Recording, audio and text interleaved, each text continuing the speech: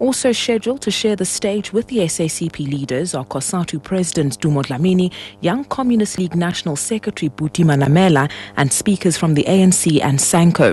The SABC's Abongile Dumako has more. Today's SACP rally comes just a few weeks after the elective congress that was held in KwaZulu-Natal. In July, General Secretary Blade Nzimande said they will continue to be a dependable ally of the ANC for many more years to come. He was speaking at a cake-cutting ceremony to mark their 91st birthday in Johannesburg. He was sharing the stage then with the ANC Secretary General Gwede Mantashe, COSATU President Dumo Dlamini, and other members of the party's Central Executive Committee. Abongile Dumago, SABC News, Johannesburg. 5 people have been killed and 17 others seriously injured when unknown men opened fire at a group of people attending a traditional ceremony near Eshowe in the KwaZulu-Natal North Coast. Police spokesperson Jay Naika says at this stage the motive for the attack is not yet known. He added that more people may be reported injured. The suspects opened fire on the group, fatally wounding 5 men and injuring 17 others. At this stage, it's not known what caliber firearms were used. The motive of the shooting still remains unknown. 5 counts of murder and 17 for attempted murder have been registered at Sundumbili Police Station for further investigation. We have sent additional police reinforcements to the area to monitor the situation and ensure that no further attacks have occurred. The Provincial Commissioner has instructed that a special task team be set up to investigate the attack. Port Elizabeth's adverse water supply situation of the past 3 days is no longer as dire as it was. Nelson Mandela Bay Metro Municipality spokesperson Cupido Barron says repairs to one of the pipes has been successful, and this will help to keep the reservoir topped up until repairs to the other major concrete pipeline can be completed.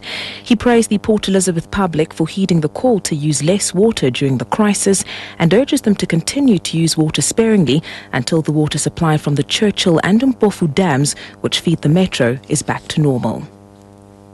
Social Development MEC in Gauteng, Nandi Mayatula Khoza, will today meet with religious leaders to discuss the protection of vulnerable groups in Soweto. The aim is to give a platform to faith-based organizations and NGOs to join hands with the department to find solutions that could better the lives of the poor, elderly and disabled people and women and children. Abongile Dumako reports. MEC Mayatula Khoza says this is time for government to come to the people and get to know what are some of the challenges they face on a daily basis. She says with this engagement with the religious leaders, the aim to do better for all will be a reality. People from Soweto will be waiting to hear some of the projects that are in place to help improve the lives of the community and deal with the abuse of vulnerable groups. A prayer session on the protection of children, women and all vulnerable groups against all forms of abuse will be held later today in White City, Jabavu. Abongile Dumago, SABC News, Johannesburg. Further afield, at least 19 people have died in southeast Turkey after Kurdish rebels launched an attack on a Turkish border post. 15 soldiers were injured. Rebels fired rocket launchers on an army post in Hakkari province.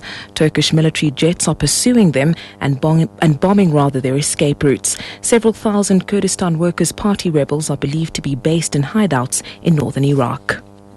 And finally, heavy fighting is continuing in the Syrian city of Aleppo. Rebels say they are preparing for a big government attack. The BBC's Richard Gulpin is on the Turkish side of the Syrian border and has this to say. The Syrian military has been steadily building up its forces around Aleppo.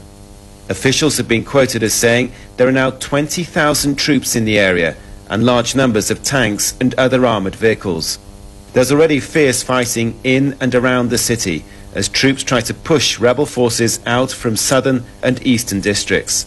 But the rebels, who've also increased their numbers, are well dug in and continue to try to extend the territory under their control.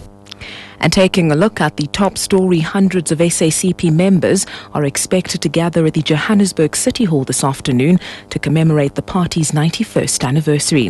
SAFM, South Africa's news and information leader. Your next news update is at 1 o'clock.